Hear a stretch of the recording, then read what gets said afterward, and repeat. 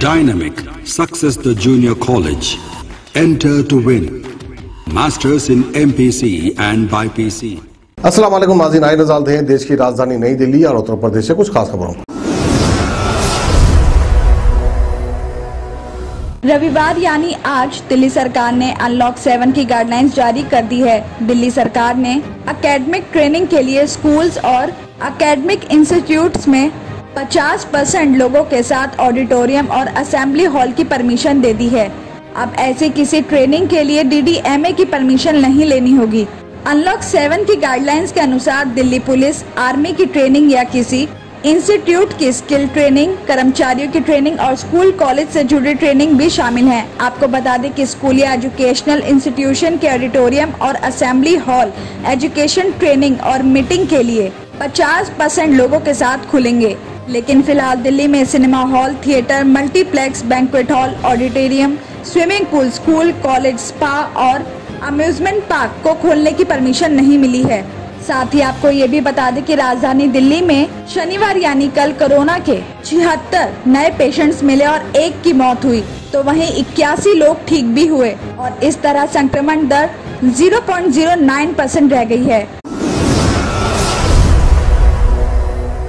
UP से खबर आ रही है कि गाजियाबाद जिले के मोदी नगर के सीकरी खुर्द गांव में शुक्रवार की रात एक शख्स ने खाना नहीं देने पर अपनी पत्नी की पीट कर हत्या कर दी। इस घटना को अंजाम देने के बाद आरोपी ने खुद ही चौकी पहुंचकर पुलिस को पत्नी की हत्या की खबर दी। हत्या आरोपी विजेंद्र सिंह, उनकी पत्नी सरला और उसके 2 बेटे राहुल और मोहित के साथ गांव में रहता था। बताया जा रहा है कि विजेंद्र सिंह काफी ज्यादा शराब पीता था और वो आए दिन अपनी पत्नी सरला और दोनों बेटों के साथ लड़ता झगड़ता रहता था।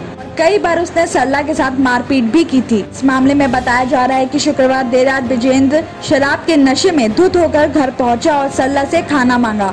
सरला को नींद से जागने में देर हो गई, तो इसी बात पर विजेंद्र गुस्सा हो गया और उसने अपनी पत्नी के सर पर डंडे से ताबड़तोड़ हमला करके उसकी जान ले ली। इस घटना को अंजाम देने के बाद आरोपी विजेंद्र खुद ही पुलिस चौकी पहुंच गया और अपना गुनाह कबूल कर लिया, जिसके बाद पुलिस भी विजेंद्र की बातें सुनकर हैरान रह गए। बताया जा रहा है कि इस घटना के टाइम राहुल भी अपने परिवार के साथ उस घर के फर्स्ट फ्लोर पर सोया हुआ था। पुलिस के पहुंचने के बाद ही उसे पता चला। मौके पर पहुंची पुलिस ने बॉडी को कब्जे में लेकर मामले की छानबीन कर रही है।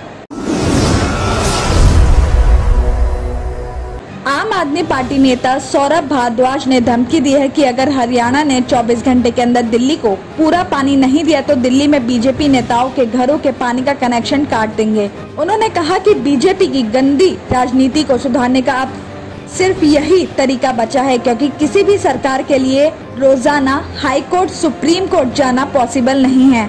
उन्होंने ये भी आरोप लगाया कि हरियाणा सरकार ने जानबूझकर दिल्ली को मिलने वाला पानी का लगभग 100 MGD कटौती कर रहा है। आगे उन्होंने ये भी कहा कि हरियाणा से दिल्ली आने वाले पानी को हरियाणा सरकार ने जानबूझकर रोका हुआ है। दिल्ली में पिछले कुछ दिनों से पानी की कमी हो रही है, जबकि दिल्ली को जो पानी मिलता है उसका बड़ा हिस्सा हरियाणा से ही आता है। भारद्वाज ने आरोप लगाया कि हरियाणा से आने वाले पानी को वहां की बीजेपी सरकार ने जानबूझकर राजनीतिक वजह से रोका हुआ है।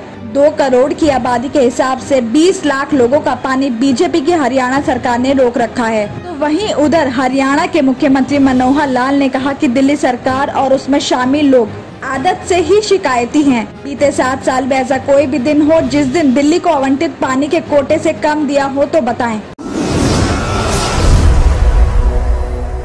दिल्ली पुलिस ने 7 जुलाई को द्वारका के उत्तम नगर इलाके में हुई लूट के मामले में मुठभेड़ के बाद 2 बदमाशों को गिरफ्तार किया है। पुलिस ने खबर के आधार पर उत्तम नगर टर्मिनल के पास से घेराबंदी की और इस दौरान बाइक सवार 2 लोगों को रोकने का इशारा किया, लेकिन बदमाश रुके नहीं और बदमाशों ने पुलिस पर फायरिंग कर दी। पुलिस ने जवाबी कार्रवाई की, जिसमें एक बदमाश को गोली लग गई, जबकि दूसरे को पुलिस ने पीछा कर पकड़ लिया। आपको बता दें कि 7 जुलाई को उत्तम नगर में परिवार को बंधक बनाकर दिन दहाड़े लूटपाट करने का मामला सामने आया था, जिसमें 4 बदमाश बिजली कर्मी बनकर घर में घुसे थे और उस टाइम घर में विनोद कुमार, उनकी पत्नी सीमा, मां सावित्री देवी, उनका साला बेटा सचिन और उसके 2 बच्चे मौजूद थे।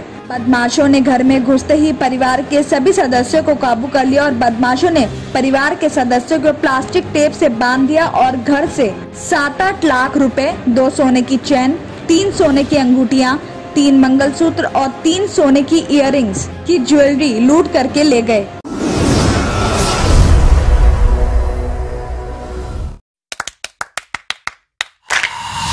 Dynamic Success the Junior College. Enter to win. Masters in MPC and BPC. Integrated coaching for NEET, IIT, JEE. Separate block for girls. Better coaching, better planning, better environment with better results. Opposite Madanapet Mandi, Saeedabad, Hyderabad. Phone 04029701124. An Institute of Success Schools.